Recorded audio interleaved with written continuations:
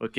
Donc, on a enquêté avec Dove depuis début 2023. J'avais commencé en fait à travailler sur une stratégie pour le CRIF et et pour en fait les différentes organisations juives en France pour savoir ce qu'il fallait faire. J'ai enquêté à peu près dans toute la France et ensuite j'ai rencontré Dove qui travaille en fait pour l'État d'Israël, donc sur les liens avec l'islam et qui conseille le gouvernement d'Israël. On a été un peu partout. On a rencontré des gens de la DGSI, des responsables de l'analyse, d'ex-commissaires de police, de Seine-Saint-Denis, des commissaires divisionnaires, des gens de la DRM, Direction du renseignement militaire, des hommes et des femmes politiques locaux, des professionnels de sécurité, des intellectuels, etc. Et au départ, on a fait un rapport en fait pour le gouvernement israélien, pour le JPPI, et on a lancé l'alerte.